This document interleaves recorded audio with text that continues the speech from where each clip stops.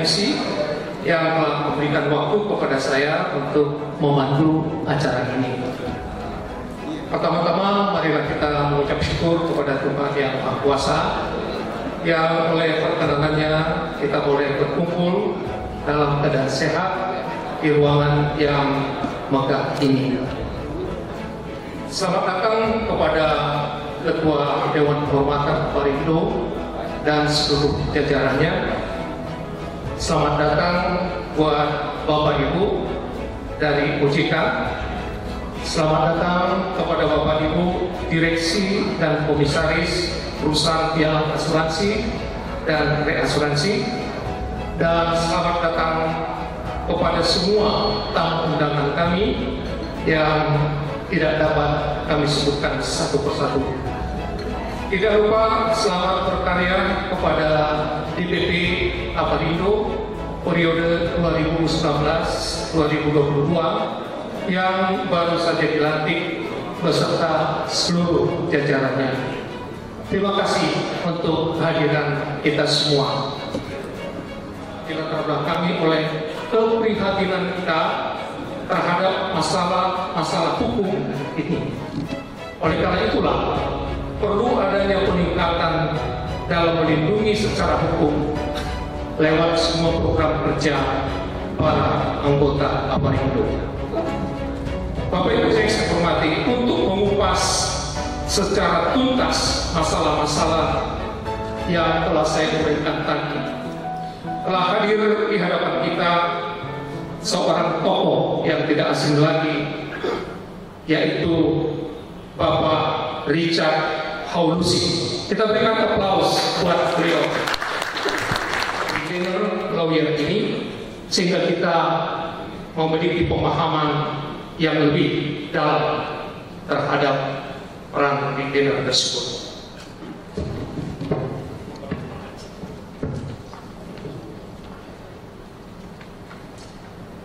Bapak Richard Haulusi, benar ya Pak ya? Bukan harmonisasi ya Pak ya? Kadang-kadang, oke. Beliau lahir di Jakarta tanggal 11 Juni 1966. Masih muda Pak. Beliau mengejar pendidikan strata S1-nya dari Universitas Kristen Indonesia untuk Fakultas Ilmu Hukum jurusan Civil and Economic Law. Kemudian dilanjutkan di Universitas Indonesia untuk program pascasarjananya dengan Magister Hukum Ekonomi. Beliau banyak menjadi pembicara di bidang asuransi, seperti contoh pembicara pada seminar perjanjian hukum dan penerapan anti penipuan di asuransi Jakarta Rakyat Putra tahun 2018 yang lalu. Beliau juga aktif pembicara pada seminar bedah kasus klaim di asuransi Peribakarta. Lalu beliau juga memberikan workshop tentang klaim asuransi palsu di Reasuransi Nasional Indonesia 2019 yang lalu. Pak Richard ini sebenarnya cukup lama berkecimpung di bidang asuransi juga. Beliau pernah menjadi senior marketing and underwriting di asuransi Artapala tahun 90 sampai 1995. Beliau juga pernah menjadi broker asuransi Bank Bali tahun 1995-1997 sebagai manajer marketing. Selanjutnya, beliau juga pernah bekerja di asuransi Astin sebagai manajer marketing tahun 1997 sampai dengan 2000. Beliau begitu banyak berkecimpung di bidang hukum sebagai penasihat hukum tentunya, dan hal itu banyak dikerjakan yang terkait dengan hukum asuransi, klaim, dan juga sebagai penasihat hukum terhadap arbitrase dan lain-lain yang semuanya banyak berkaitan dengan bidang asuransi. Untuk terima kasih Pak Bisman. Sebelum saya menyampaikan hal-hal yang akan saya sampaikan di dalam layar pandang ini, izinkan saya berdiri Pak untuk dalam hal ini memberikan sebuah rasa terima kasih saya kepada Aparindo untuk memberikan kesempatan pada hari ini, di mana kesempatan ini merupakan sebuah hal yang seharusnya sudah dapat dilaksanakan sebelumnya, dan mungkin hal ini akan memberikan sebuah manfaat yang baik bagi kita, bagi OJK, bagi pemerintah, bagi asuransi, bagi siapa. Oleh karena itu sebelum saya memulainya, saya menyampaikan Assalamualaikum warahmatullahi wabarakatuh. Salam sejahtera bagi kita semua. Terima kasih yang terhormat kepada Bapak Ketua Aparindo yang baru, Bapak Adi Sofyadi, kepada jajaran Dewan Kehormatan, kepada jajaran Dewan Pengawas, kepada Ketua AUI dan OJK yang sudah meninggalkan tempat, dan kepada Bapak Ibu sekalian. Selamat pagi semuanya. Bahwa pada saat kita harus melihat bagaimana selain pandang dalam judulnya ini peran retainer lawyer dalam memberikan perlindungan hukum. Retainer itu sebetulnya merupakan sebuah aplikatif dari perjanjian kerjasama dalam waktu tertentu. Dia tidak terikat secara khusus untuk ininya, tetapi dia memang dalam periode tertentu dia akan bekerja sama untuk memberikan, melindungi, memberikan opini hukum, memberikan apapun kepada pihak yang bekerja sama dengan kami. Perlindungan hukum di sini, Pak, kita akan melihat bahwa perlindungan hukum tersebut secara menyeluruh. Jadi nanti kita akan sampaikan hal-hal yang kami sampaikan ini tidak akan secara teknis, karena banyak dari Bapak Ibu sekalian sebetulnya bekas senior saya yang dulu waktu di asuransi disuruh cat lo buat di polis, cat buat ini, cat buat itu.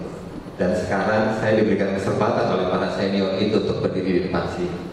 Oleh karena itu ini merupakan hal yang sangat benar-benar memberikan saya sebuah kualitas dalam memberikan sebuah kontribusi terhadap industri ini, dan termasuk dengan rekan-rekan saya yang lain.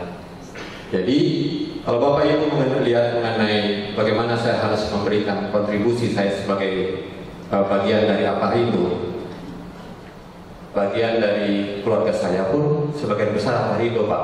Bapak Ibu sekalian, adik saya di bagian dari Aparindo, adik ipar saya di Aparindo, ada yang di AUI, semuanya. Fungsinya si Richard ini memberikan kontribusi kepada Aparindo, kepada para anggotanya. Itu yang akan saya sampaikan secara garis besar. Otoritas jasa keuangan tidak bisa dipungkiri, itu harus dijalankan. Pada saat itu dijalankan, kita sebagai Aparindo akan menerima itu ya, sebagai sebuah aplikasi di dalam teknis bekerja kita.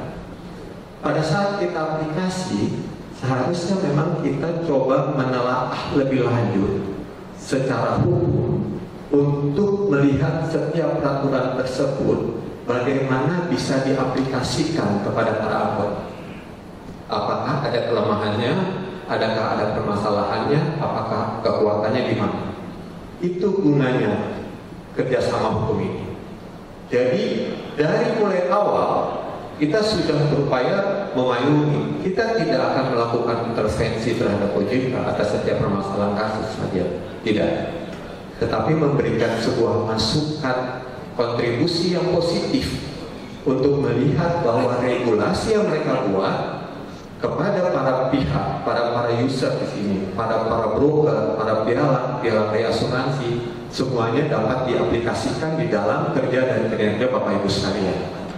Itu gunanya Aparindo nanti memayungi para anggotanya. Dari mana mereka dapat? Dari kami. Kita akan berikan, oh ininya seperti ini. Direksi kepatuhan itu dia harusnya bekerjanya apakah orang baru, apakah dia bisa digabung dengan direksi yang lain atau bagaimana. Kalau tidak ada, kita bertanya OJK. Jadi aplikasi dari OJK dan Aparindo itu seperti ini. Itu yang kita inginkan, supaya terjadi sebuah sinergitas kerja yang positif antara pihak regulator dan pihak asosiasi pialang dan pialang reasuransi di Indonesia. Asosiasi harus berperan secara positif, Pak. Bahwa asosiasi harus memberikan sebuah kontribusi kepada anggotanya. Pada saat anggotanya itu ada masalah, dia harus naik dulu ke asosiasi. Dia tidak akan langsung berhadapan dengan pihak asuransi atau pihak apapun. Diupayakan komunikasi itu berjalan. Komunikasi itu berjalan, terutama terkait dengan permasalahan yang di mana.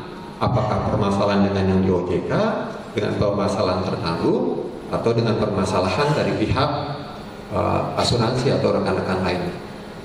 Jadi Aparindo dia akan berfungsi secara penuh untuk seluruh perusahaan. Walaupun Bapak Ibu di dalam retainer yang sampai dengan saat ini banyak rekan-rekan dari broker dan broker adalah klien kami, retainer kami yang sudah bertahun-tahun. Dan ada juga klien kami dari asuransi dan reasuransi yang juga sudah bertahun-tahun.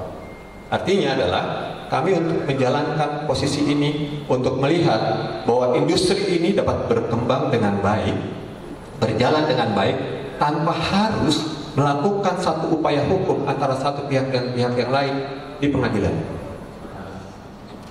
Kalau penutupan asuransi semua Bapak Ibu sudah paham. Jadi alur penutupannya selalu ada dari tertanggung. Tertanggung siapa?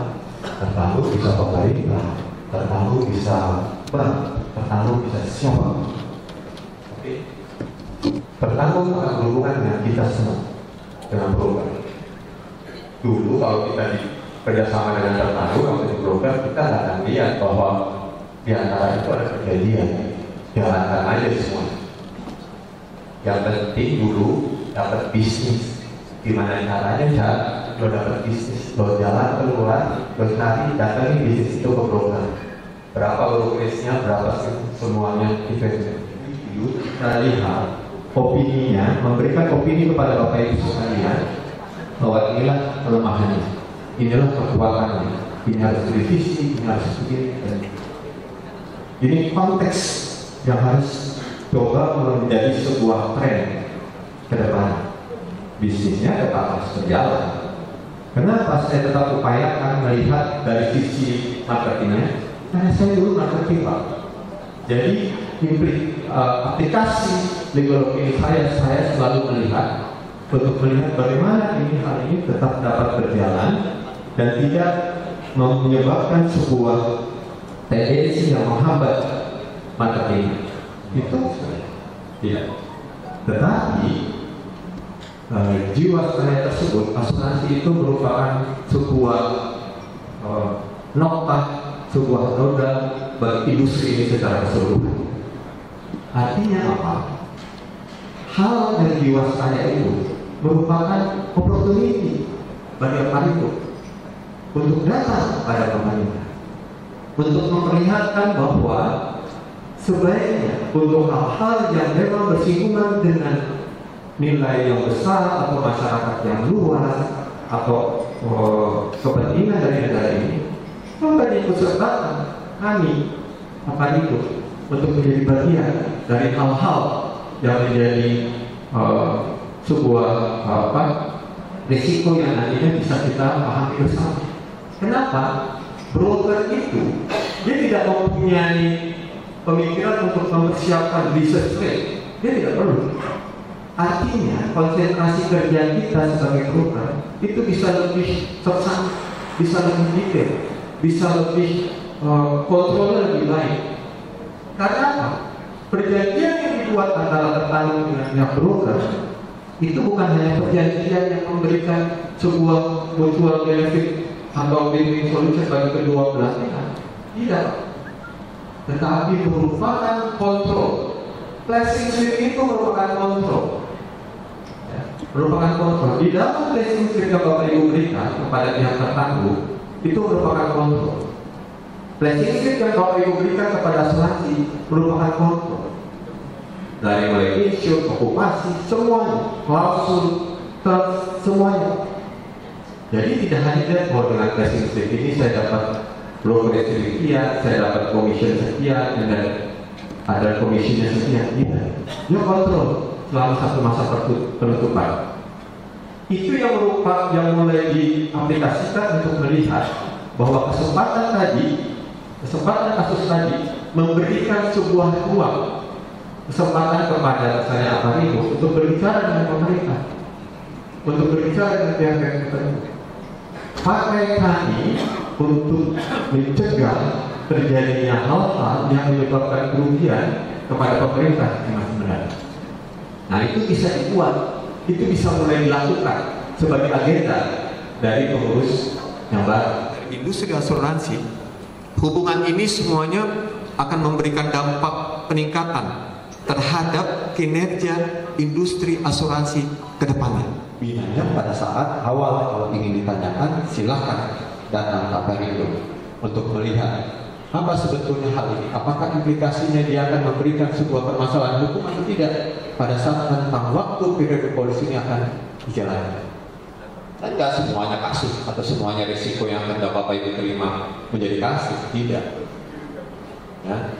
Ada klausul tertentu dari asuransi yang mungkin bisa Bapak pertanyakan, tapi Bapak Ibu juga kan bisa membuat tailor-made atas klausul yang ada. Tailor-made ini bisa dilihat dulu apakah ini akan berimplikasi negatif atau berimplikasi positif, atau berimplikasi positif hanya untuk saya, tapi pihak lain tidak. Nah, ini yang harus dicermati Bapak Ibu sekalian ke depannya. Berikutnya.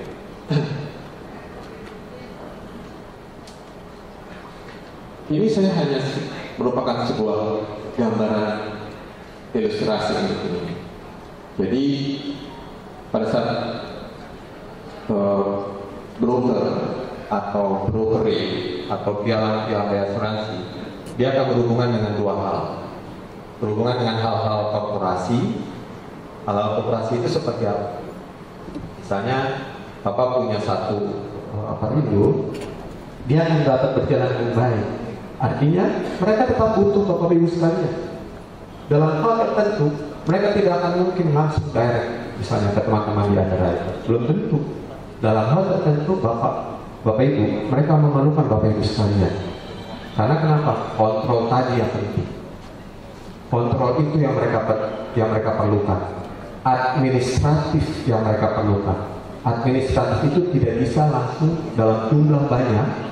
Repeat order satu hari itu diselesaikan oleh pihak teman-teman di underwriter. Belum tentu. Bapak Ibu sekalian yang bisa meriset, mempersiapkan ini, deliver ini. Bapak Ibu sekalian itu perlu ditingkatkan. Tadi saya sampaikan. Begitu masuk mitigasi, ya mau tidak mau bagaimana kita berperan untuk melihat. Artinya kemarin ada pertanyaan dari saya pada saya. Kalau misalnya sekarang kan Pak Richard punya klien asuransi dan klien broker, ini perlu disampaikan. Kalau terjadi dispute, bagaimana terjadi? Bagaimana hal itu bisa diselesaikan? Ada beberapa teman broker yang mengetahui bagaimana jalan penyelesaiannya. Saya akan berada di tengah-tengah.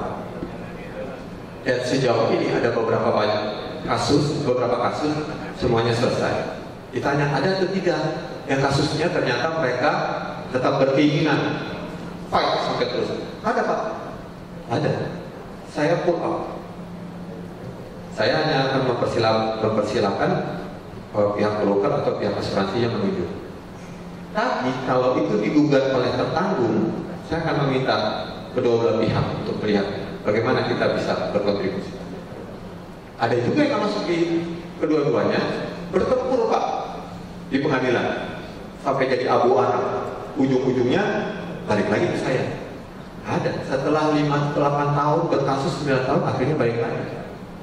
Dan akhirnya gimana? Amicable position. Bapak Ibu harus lihat ini sebuah pengalaman yang mungkin mudah-mudahan tidak dialami. Tapi ini pengalaman yang kami alami berada di pihak underwriter dan pihak broker. Untuk itu saya selalu berupaya untuk melihat bagaimana kita meningkatkan kerjasama yang baik di industri ini. Karena Bapak Ibu itu semuanya sejajar, tidak ada yang lebih tinggi dari yang lain. Broker, asuransi, brokering, reas, dan sebagainya.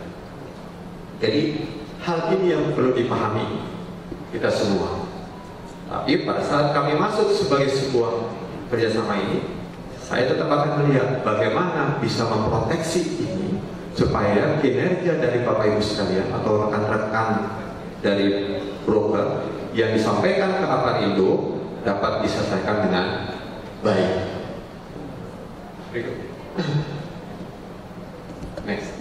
Bukan menangani kasus Bapak Ibu sekalian, tapi pada saat penempatan itu atau kasus ini terjadi di brokering, di pihak mereka akan memberikan kepada kami atau kepada Aparindo, bagaimana kasus ini sebenarnya harus disikapi. Bagian hukum Aparindo nantinya akan mencoba menelaah di pihak mereka.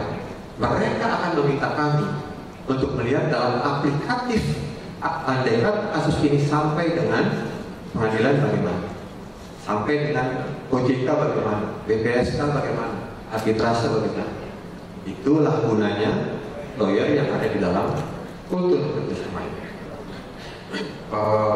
Di mana broker melakukan kerjasama dengan pihak tertentu, mereka masih berjalan dalam proses penempatan kepada pihak asuransi. Ternyata klaim tersebut terjadi sebelum polisnya on. Memang ada saat itu no claim, tapi polisnya itu belum on. Hanya di sini terjadi bahwa terjadi permasalahan penyelewengan dari good faith dari tertangguh, di mana tertangguh tidak menginformasikan kepada brokernya bahwa sebetulnya kapalnya sudah tenggelam pada saat polis itu dalam berproses. Sehingga nanti apa yang kita lakukan bukan melakukan negosiasi atas klaimnya atau melakukan segala proses untuk melihat bagaimana klaim tersebut harus diproses. Tidak. Bagaimana pembatalan perjanjiannya itu harus disepakati dengan pihak broker, supaya kita akan melihat bagaimana brokernya itu mempunyai kompetensi pada waktu berbicara dengan tertangguh apa yang sudah disampaikan, sehingga tidak menjadi liability yang sudah demikian besar dengan pihak broker. Nah, hal seperti ini harus dilihat. Yang dilihatnya apa Bapak Ibu?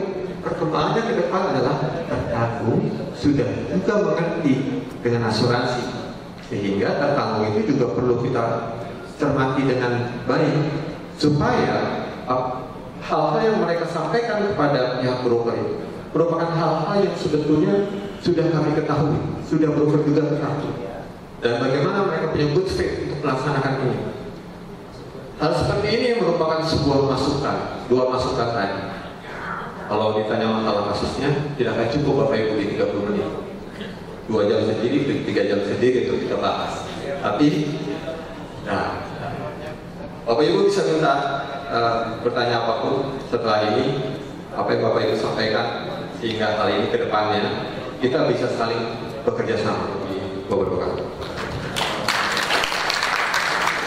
Terima kasih Pak Richard untuk penyampaian materi yang singkat, padat, dan sangat menarik tentunya. Prasunanan dan Kepatuhan sempat membahas draft surat perjanjian yang telah Bapak kirimkan ke Aparindo. Dalam percakapan kami, kebetulan pasukan saya itu semua ahli hukum Pak. Cuma saya yang orang ekonomi. S2 semua Pak. Saya cuma S3. Dalam percakapan itu timbul pertanyaan, seandainya Bapak sudah resmi oleh Ketua Umum kami nanti menandatangani perjanjian, Bapak kan tetap melayani juga klien-klien Bapak yang lain. Bagaimana sekiranya suatu saat anggota kami berperkara dengan lawan berperkara yang kebetulan mereka dibantu oleh Bapak? Jadi kan di sini timbul dispute. Kira-kira siapa yang Bapak bilang dan bagaimana kira-kira untuk kerjasama ke depan? Silakan Pak. Jadi seperti apa yang tadi saya sampaikan, pertanyaan Bapak itu bukanlah pertanyaan yang akan kita hadapi di masa mendatang. Jadi pertanyaan Bapak sampaikan itu merupakan hal yang pernah kita hadapi dari mulai kita bergerak sebagai lawyer asuransi dari tahun 2000. Banyak Pak. Jadi ada beberapa kasus yang terjadi. Artinya pada saat kasus itu terjadi, saya akan memanggil pihak broker dan pihak underwriter. Saya akan memaparkan kasusnya seperti ini. Kita akan berdiskusi panjang lebar untuk kasusnya seperti ini, dan saya akan memberikan komposisi mengenai posisi saya, legal standing saya terhadap para pihak. Seperti ini. Saya akan memberikan secara terbuka.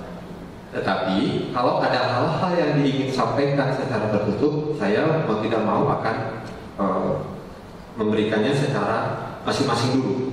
Tetapi pada saat solusi, saya tetap akan memberikan secara terbuka.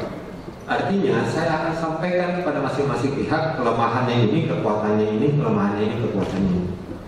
Kenapa saya bisa berikan itu? Karena buku kita sama. Jadi saya tidak pernah membahas hal yang lain Pak setiap hari. Yang saya hanya bahas hanyalah polis asuransi. Teknisnya bagaimana, itu kita pahami semua. Artinya decisionnya itu nanti di pihak kami dan pihak broker dan pihak underwriter. Itu poinnya Pak untuk ini. Industri ini ke dalam sebuah ranah bahwa kita harus bertempur di luar, di pengadilan, atau di arbitrase, atau misalnya di PPSK. Karena begitu ini bertempur semua Pak, dan saya keluar dari situ, Bapak Ibu akan menunjuk lawyer yang lain. Dan percaya sama saya, proses itu akan berkepanjangan. Tinggal kita lihat sekarang, efektivitas, efisiensi dari penyelesaian ini itu selalu akan mempunyai jalan keluar yang terbaik. Dan jalan keluar ini yang perlu didiskusikan dari awal. Tinggal nanti masing-masing menetapkan seperti apa. Jadi kalau Bapak tanya, pernahkah saya keluar akhirnya dari kasus itu? Pernah Pak. Integritas itu yang mesti harus dijaga. Karena mereka juga retainer sama. Tapi hal seperti bukan berarti bahwa penyelesaiannya juga tidak ada. Banyak juga kasus yang ternyata begitu kita duduk bertiga, semuanya selesai. Dan terima kasih untuk penjelasannya Pak Richard. Ini tibalah saatnya diberikan kesempatan kepada Bapak Ibu sekalian untuk memberikan pertanyaan. Untuk termin pertama kami berikan kesempatan untuk 5 orang. Kami berikan kesempatan pertama di sebelah kiri kami. Warahmatullahi wabarakatuh. Semangat pagi Bapak Ibu. Terima kasih kesempatan ini diberikan kepada saya untuk bertanya dengan Pak Richard khususnya. Selamat kenal Pak. Saya namanya Nalito dari PT Krida Upaya Tunggal Cabang Semarang. Saya hanya ingin tanya satu Pak, dengan adanya paparan Bapak tadi, kalau kita posisi ada di broker, kemudian kita menerima order, tapi order itu adalah ada surat resisting yang disetujui oleh tertanggung atau nasabah. Kemudian setelah berjalan periode yang kita lalui, ada kasus klaim. Di dalam kasus klaim ini semua sudah disepakati nilai penggantiannya, karena di anggota peraturan asuransinya ada salah satu yang tidak mampu bayar sehingga dituntut oleh tanggung. Nah, posisi broker ini bagaimana Pak? Karena jumlah klaim semua sudah disetujui dan asuransi yang lain sudah bayar, hanya ada beberapa asuransi yang tidak mampu bayar. baik, jadi seringkali memang ini satu kasus yang terjadi. Jadi kasusnya itu adalah andai kata pada saat terjadi klaim ada beberapa koinsurans di dalamnya, begitu Pak ya. Dan ternyata dari beberapa panel koinsurans tersebut ada 2 atau 3 panel asuransi yang tidak melakukan pembayaran. Proses penyelesaiannya biasanya seperti ini Pak, yang kami lakukan, bahwa kami akan melihat leadernya siapa. Pada saat memang leader sudah menyatakan untuk melakukan konfirmasi untuk merespons klaim tersebut menjadi claimable, artinya kita akan menyampaikan opini kepada pihak leader dan kepada pihak panel asuransi untuk menyatakan bahwa sebaiknya klaim tersebut berdasarkan adjuster report, berdasarkan itu yang kami pelajari, maka klaim ini harus dibayarkan. Kali terjadi, pihak asuradur selalu atau pihak underwriter mereka beranggapan mereka mempunyai hak berdasarkan co-insurance clause, mereka menetapkan keputusan sendiri atas klaim atau permasalahan klaim yang mereka hadapi berdasarkan share yang mereka miliki. Kami berupaya untuk mengundang semua panel untuk hadir berbicara. Hadir berbicara tersebut untuk memberikan sebuah opini bahwa andai kata beberapa panel tersebut termasuk leader memang sudah mengkonfirmasikan bahwa mereka acceptable atas klaim tersebut, maka sebaiknya para panel yang lain mengikuti. Baik, terima kasih Pak Richard. Sungguh menarik Bapak tadi. Tapi kami perlu menanyakan lebih detail lagi. Sebenarnya posisi dari retainer lawyer ini sebagai apa? Apakah ketika Bapak ditunjuk sebagai retainer lawyer harus ada perjanjian kerjasama juga dengan Bapak sebagai lawyer atau bukan? Itu satu. Yang kedua, apakah Bapak itu, saya lihat tadi ada juga review polis, apakah peran Bapak juga memberikan suatu advice hukum di depan sebelum kasus terjadi? Artinya terkait dengan syarat dan kondisi polis dan juga pasca kasus klaim. Karena ini 2 hal yang berbeda. Kalau Bapak di depan, Bapak punya fungsi juga jasa ya seperti ya konsultan tentang masalah kondisi polis, dan di belakang memberikan suatu opini hukum terkait dengan klaim yang terjadi. Yang ketiga, apakah fungsi Bapak dan peran Bapak di situ banding kepada para pihak yang berkasus? Terima kasih Pak. Terima kasih Pak, supaya Bapak terima kasih. Terima kasih Pak, langsung dijawab. Jadi perjanjian kerjasama hukum retainer itu biasanya aplikatifnya ada dalam tenggang waktu. Jadi biasanya 1 tahun kerjasama ataupun biasanya berapa bulan kerjasama. Jadi dia aplikatif. Retainer itu masuk. Lalu apa yang kita kerjakan sebagai retainer lawyer untuk asuransi? Retainer lawyer untuk asuransi kebetulan seperti yang tadi saya sampaikan Pak, karena hari-hari saya mimpinya berpolis. Jadi pada saat Bapak terjadi klaim, jangankan pada saat terjadi klaim, pada saat Bapak buat produk asuransi apapun, ya, misalnya Bapak akan buat environmental liability insurance. Di situ Bapak kasih saya akan review weakness point dan strong point dari Bapak punya produk sebelum dikirim ke OJK, kelemahan dan kekuatannya di mana. Itu kami yang review. Jadi sebelum terjadi klaim. Lalu berjalanlah polisi itu. Sebelum terjadi dispute, Bapak ada yang mempertanyakan pada saat klaim terjadi, kita berikan opini bahwa kasus dari klaim ini atau dari adjuster report, hal-hal yang harus diperkuat adalah ini. Jadi yang kita review dari produknya, dari klausulnya, dari adjuster reportnya, sampai dengan permasalahan klaim yang terjadi. Nah, hal seperti ini yang biasanya memberikan kontribusi ke industri untuk dapat melihat bahwa aplikatif dari legal opinion ini nggak hanya masalah hukum, tapi pada saat Bapak mempunyai produk, Bapak bisa tanya saya, dan produk ini tolong direview, ya. Produk ini tolong, misalnya Bapak punya apa? Barrier insurance, masalah kasus yang terjadi. Kalau itu hanya membahas kasus, itu bukan perlindungan hukum. Itu namanya untuk menjalankan proses pembelaan. Begitu Pak. Ya, silakan Pak.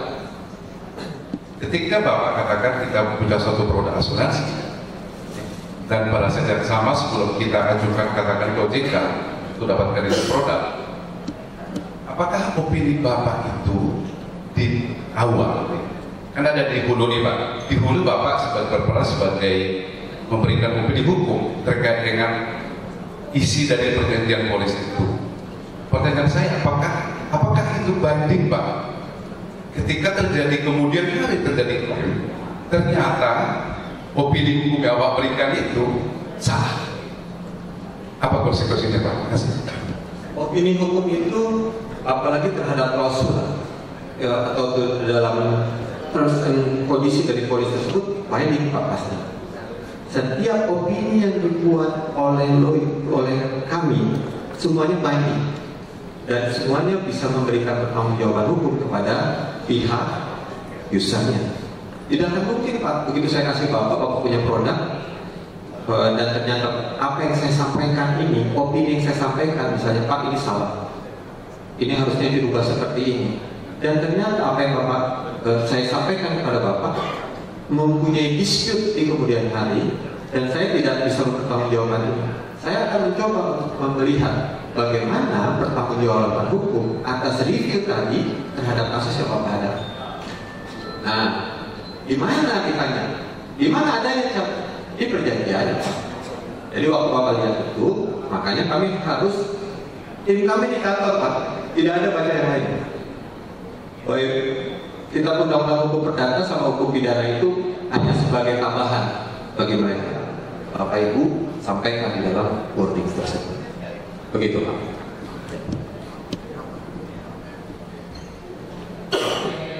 Sudah puas ya Pak ya untuk jawaban dari Pak Richard? Ya, saya Yunus dari Suganari. Pertanyaan saya sebenarnya gini Pak, memang kali-kali saya bagian dari pengurus juga. Salah satu bagian yang penting dari industri kita, Pak Raja dan teman-teman juga tahu, bahwa di luar negeri itu adanya TOBA, Terms of Business Agreement. Nah tadi saya lihat apa kan, kalau memang di setiap hubungan bisnis kita selalu ada, dan mungkin teman-teman yang ada di sini juga tahu bahwa Aparindo juga bekerja sama sekali ini dengan Lloyd's of London. Jadi dalam Lloyd's itu mereka pasti minta TOBA. Kita harus ada tanda tangan Terms of Business Agreement. Ini juga salah satu bagian Pak dari pengurus untuk anggota kita, anggota Aparindo itu punya pegangan hukum. Ya tadi Pak Ridandra itu saya setuju bahwa perlindungan hukum itu bukan pada saat kita berperkara. Perlindungan hukum itu sejak dari pertama kali kita melakukan hubungan dengan siapapun ya Pak, tertanggung maupun asuransi dan even reinsurance. Nah ini mau kita bangun Pak. Nah Pak, mungkin teman-teman di sini anggotanya banyak nih Pak. Pak Richard mungkin bisa bantu ya Pak. Ini pertanyaan saya sekali, apakah Pak Richard bisa membantu anggota kita yang ada di sini untuk bikin Terms of Business Agreement itu? Jadi pada saat event of dispute, kan kita semua kembali ke TOBA ya. Kalau kita yang biasa dia ke London, bisa gitu ya. Nah, nanti pasti ada balik semua ke TOBA gitu, ke bisnis apa namanya kalau dia bisa Terms of Business Agreement itu. Nah, poin pertama mungkin supaya agak mancing juga gitu. Pak, kita kalau di Indonesia ini bisnis itu datang suka di tender, benar ya? Tendernya lucu kan tender broker, bukan tender insurance. Pada saat tender broker, apakah TOBA kita dengan klien sudah firm? Kita belum setuju. Kita masih di tender, gitu kan? Nah seringkali kan ada terms tender itu kemudian nanti masalah nantinya nih justru setelah kita di appoint. Padahal yang lucunya kita pada awalnya belum ada agreement. Nah ini mungkin ini saya tanya opini dalam hal ini. Pertanyaan yang sangat menarik.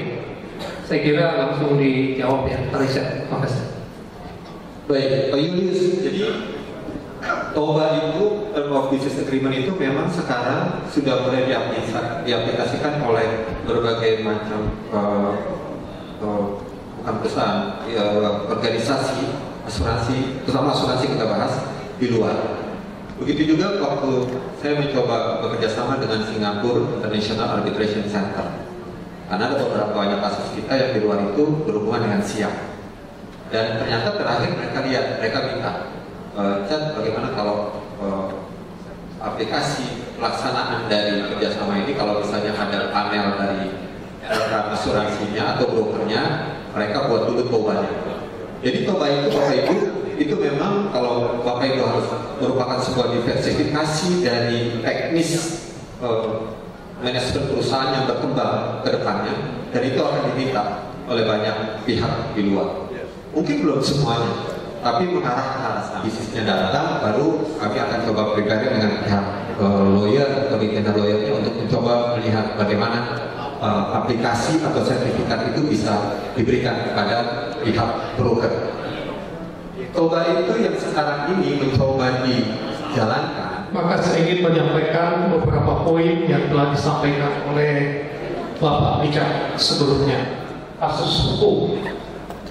Selanjutnya, legal opini terhadap perjanjian asuransi dan reasuransi yang berabad-abad yang lalu.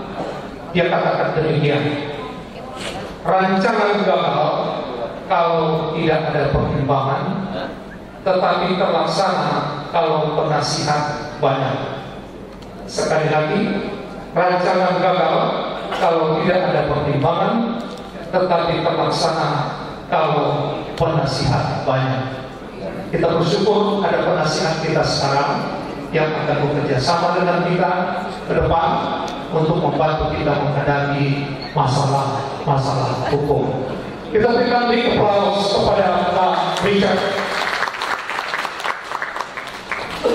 Selanjutnya Bapak Ibu, kita akan masuk di acara terakhir, yaitu penandatanganan nota kesepahaman.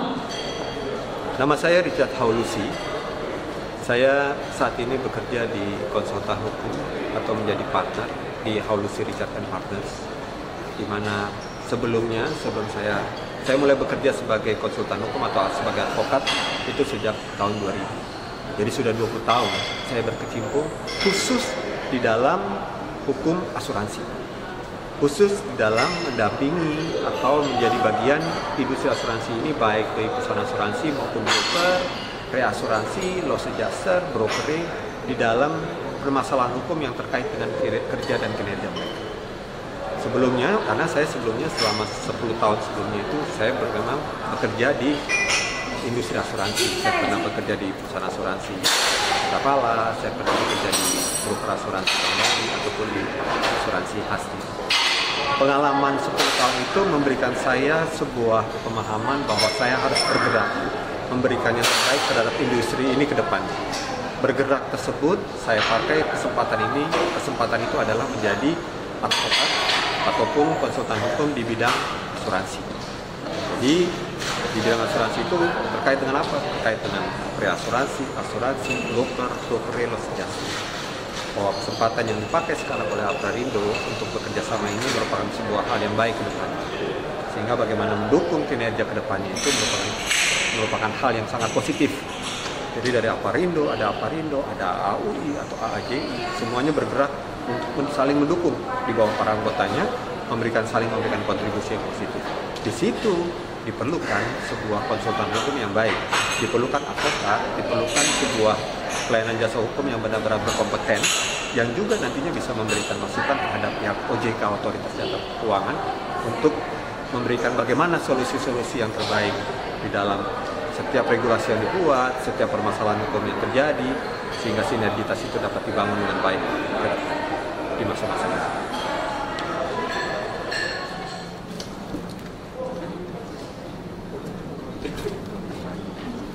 Ya, waktu dan tempat kami silakan untuk Pak Haji dan Pak Richard.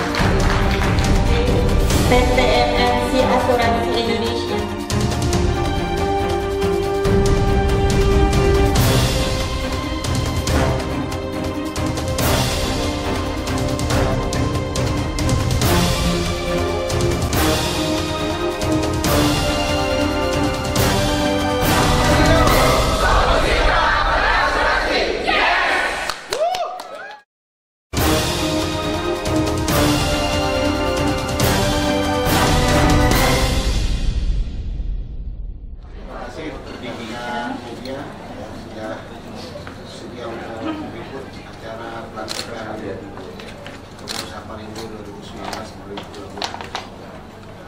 Pada kesempatan ini memang kami ingin memberikan untuk memberikan tambahan penjelasan yang dilakukan selama prosesi pelantikan tertangkap setiap bulan. Jadi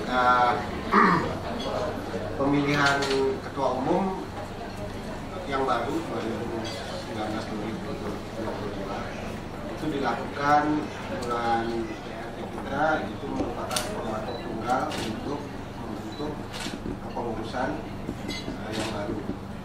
Dan oleh karena itu saya selaku formatur tunggal yang dijawab oleh teman-teman di Aparindo itu saya mengajukan usulan kepada Dewan Kehormatan untuk membentuk yang pertama adalah DPP. Dan akhirnya kita memutuskan untuk memenuhi seluruh perangkat kepengurusan. Kita kali ini memberikan kesempatan bagi seluruh anggota Aparindo, bagi mereka yang berminat dan mempunyai keinginan untuk membantu organisasi, diberikan kesempatan untuk mengajukan dirinya menjadi pengurus. Ya, ditunjuklah pengurus yang tadi sudah dilantik. Dalam pengawasan ketua umum 1, wakil ketua umum 1 maupun wakil ketua umum 2, dan sekjen itu mengawasi cabangan. Kebetulan Aparindo sudah mempunyai 2 cabang, yaitu satu di Jawa Timur, yang satu lagi cabang Jawa Barat. Secara umum total anggota kita saat ini per catatan kami di sekretariat per 2019, jumlah anggota kita pialang asuransi itu berjumlah 160, kemudian pialang reasuransi berjumlah 43. Jadi total anggota Aparindo baik yang asuransi maupun reasuransi itu ada 203 perusahaan. Nah, kita memang tadi di dalam sambutan saya saat pelantikan kita sudah menyebutkan beberapa program-program kerja unggulan terutama di 2020, di mana kami menilai bahwasannya teman-teman di anggota ini banyak merasa aspirasi dan ekspektasi mereka agak terhambat dari sisi penyampaiannya kepada regulasi regulator. Oleh karena itu, salah satu program unggulan di Departemen Humas itu adalah melakukan aktif dan proaktif kunjungan kepada rekan-rekan pialang. Tujuannya adalah pertama untuk menangkap ekspektasi, aspirasi maupun hal-hal apa saja yang mereka perlu sampaikan, sehingga kami nanti di asosiasi itu dapat mendapatkan gambaran hal-hal apa saja yang dapat kita prioritaskan untuk dibicarakan dengan pihak regulator ataupun dengan pihak-pihak lain.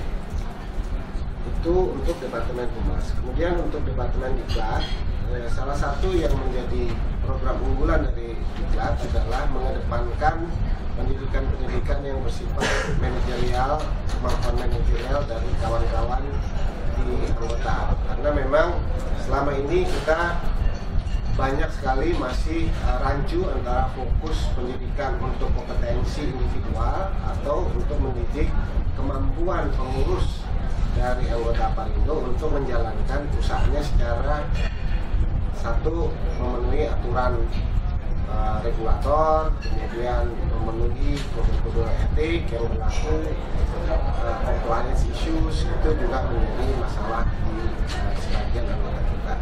Ketika regulasi itu akan diterbitkan, jadi harapannya adalah regulasi nanti yang diterbitkan di masa yang akan datang, kita wajib untuk memperbaiki anggaran dasar anggaran rumah tangga kita. Nah, anggaran dasar maupun anggaran rumah tangga ini tentunya juga harus mengadop perubahan environment kita, perubahan lingkungan kita dari sisi regulasi, dari sisi peningkatan listrik, dari sisi jumlah anggota yang akan masuk dan segala macam. Jadi kita tidak ingin ADART yang akan kita mintakan persetujuannya dari anggota itu pada akhirnya di masa yang akan datang akan menimbulkan konflik interest, ada tabrakan dari sisi legal dan segala macam. Oleh karena itu kita mengangkat internal lawyer untuk membantu kita. Yang kedua, tugas utamanya dari internal lawyer dari asosiasi, kita sering mendapatkan permintaan dari regulator untuk melakukan memberikan masukan pendapat atau review dari semua RPJK. Karena baik, kami persilakan bila ada hal-hal yang perlu ditanyakan oleh teman-teman dari media. Monggo. Ya. Bapak Ibu, selamat siang. Saya Wibi dari Bisnis Indonesia. Sebelumnya terima kasih sudah mengundang Bisnis Indonesia sehingga bisa menjalin silaturahmi lebih intens lagi. Ini Pak, dari yang tulisnya kan tercatat ada kinerja sampai 2018, semua indikatornya mencatatkan kinerja positif. Mungkin kita gambaran untuk 2019 dipakai yang mana, lalu sebenarnya apa sih yang bisa didorong agar kemudian industri brokernya khusus gitu bisa tumbuh signifikan ke depannya? Terima kasih. Ya, memang kami tadi saya lupa mengatakan bahwa kita ada Departemen Sistem Informasi dan Teknologi, kita sebut SRITI. Yang kita berikan paparan itu adalah hasil dari pengumpulan data-data teman-teman anggota yang sampai tahun 2018. Nah, memang kita sekarang lagi mengkolek data-data baru. Karena kan tanggal 31 ini kawan-kawan industri ini sudah harus memasukkan e-report kita ke Badan Jasa Keuangan. Harapannya setelah tanggal 31 ini kami juga akan bisa di-share informasi yang mereka masukkan ke dalam sistem OJK sehingga kita nanti bisa menerbitkan proyeksi atau gambaran mengenai kinerja dari broker di 2019. Nah, ini berkaitan juga dengan pemerintah Indonesia, khususnya Kementerian BUMN itu kan juga sedang melakukan pembenahan internal, di mana harapannya dengan adanya pembenahan tersebut, pialang itu juga diberikan kesempatan untuk menjadi salah satu instrumen yang dapat dipakai oleh kementerian atau di lingkungan kementerian, bukan hanya BUMN, mungkin di kementerian lain terkait dengan pengelolaan risiko atau transfer of risk ya. Kita ingin juga bekerja sama dengan mitra-mitra asosiasi di ASEAN misalnya untuk saling tukar informasi. Karena kita ini kan sekarang sudah berada di era digitalisasi 4.0. Sehingga perubahan-perubahan di market itu sangat cepat dan kemungkinan domestic market seperti Indonesia khususnya mungkin agak terlambat, apakah itu dari sisi regulasi, apa dari sisi infrastruktur untuk mengelola bisnis yang dimaksud gitu. Nah, dengan adanya interaksi dengan asosiasi di tempat lain, mungkin kita mendapatkan gambaran apa sih yang harus kita lakukan apabila Indonesia juga dihadapkan pada posisi itu. Target pertumbuhan. Terus mungkin sudah ada informasi juga Pak untuk total komisi yang dikelola yang asuransi pada tahun lalu berapa dan targetnya tahun ini berapa. Terus selama ini jenis asuransi apa yang paling banyak diperhatikan? Jenis asuransi apa yang akan kira-kira akan tumbuh di tahun ini dan berakhir tantangannya apa sih Pak di tahun ini dalam asuransi? Kalau pertumbuhan komisi ya, pertumbuhan komisi, kalau yang sudah kita kasih itu kan sampai dengan 2018. Jadi kita memang dari tahun ke tahun itu sangat terlihat adanya pertumbuhan yang cukup signifikan. Nah, kembali lagi kalau kita bicara pertumbuhan komisi, itu kan pendapatan seorang pialang itu tergantung dari pertumbuhan premi. Jadi kalau preminya naik, kita mendapatkan komisi itulah terjadilah peningkatan pengumuman dari komisi. Nah, kalau teman-teman kemarin sempat mendengarkan statement dari kawan-kawan di AUI itu mentargetkan 2020 kenaikan premi itu sekitar 17%. Artinya kalau preminya naik 17%, kita pun kurang lebih naiknya akan seperti itu, antara 15. Nah, sama seperti juga di AUI itu class of business yang besar itu adalah properti dan motor vehicle atau kendaraan bermotor, karena memang itu porsi yang paling besar. Nah, tentunya saya sih berharapnya nih kalau kawan-kawan pialang nanti juga setuju dengan kita melakukan FGD, dengan kita melakukan kemitraan dengan bekerjasama dengan asosiasi lain untuk mendapatkan masukan, opportunities dan segala macam. Saya sih berharapnya kawan-kawan di pialang ini juga meningkatkan kemampuannya untuk melihat celah-celah lain selain tadi bisnis yang as usual. Artinya sebagai pialang itu harusnya pengukuran kemampuannya itu kan bisa menimbulkan potensi-potensi baru yang tadinya tidak pernah terbayangkan atau terpikirkan, digitalisasi.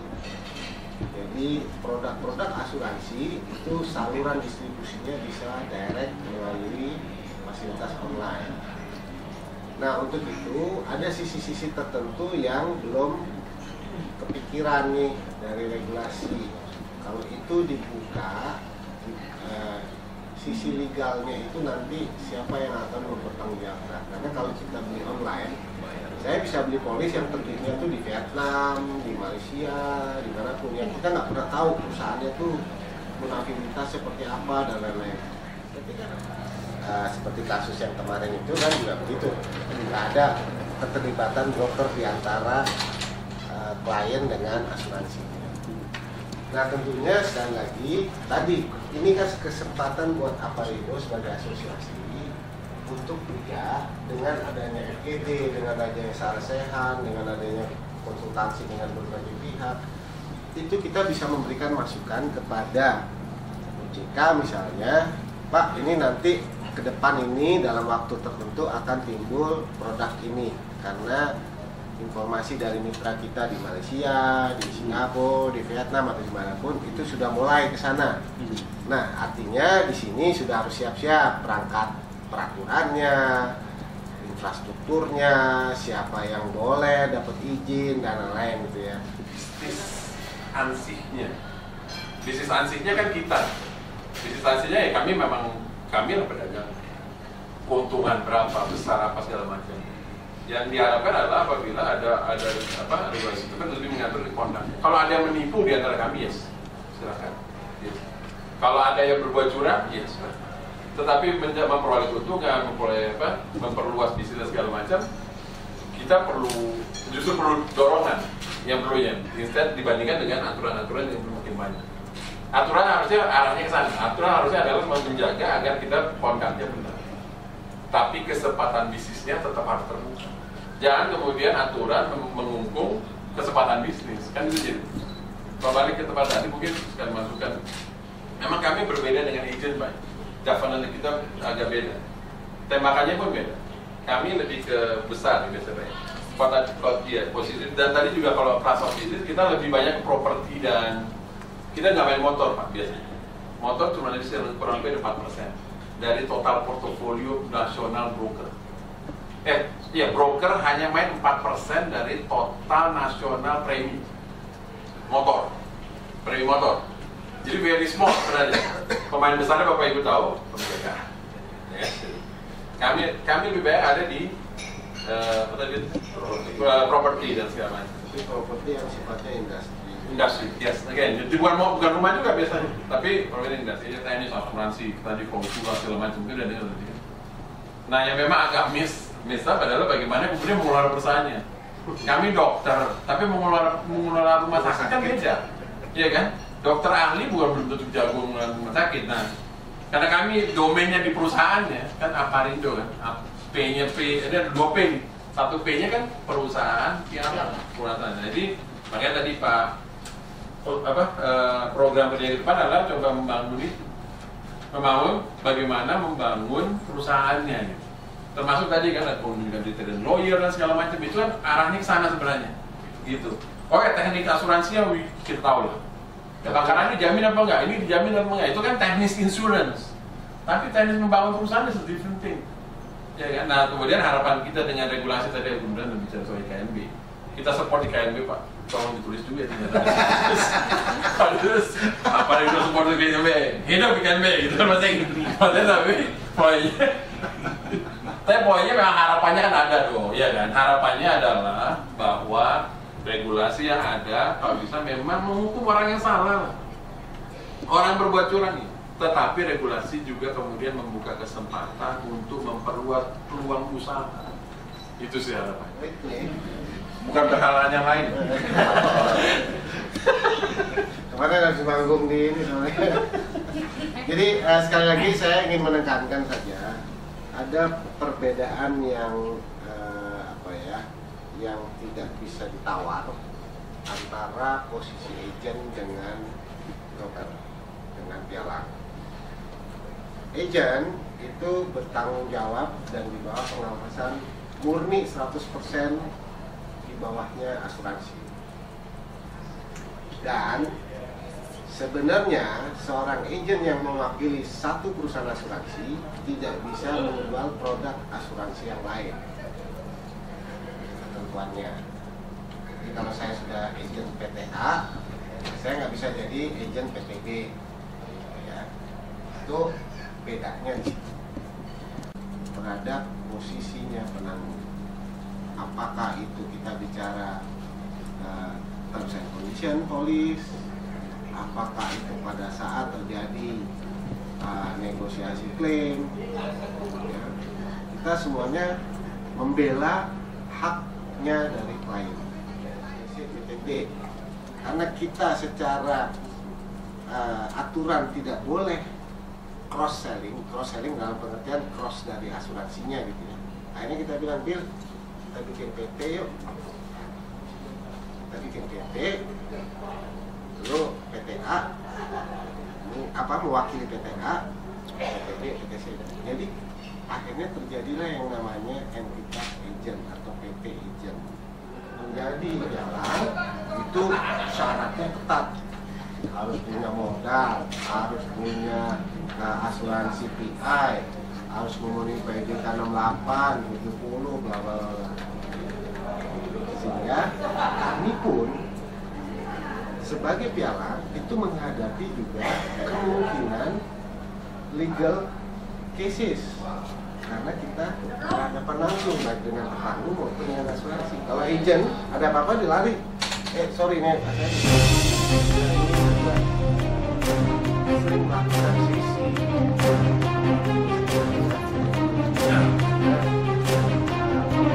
dan pemikiran kami, ekspektasi kami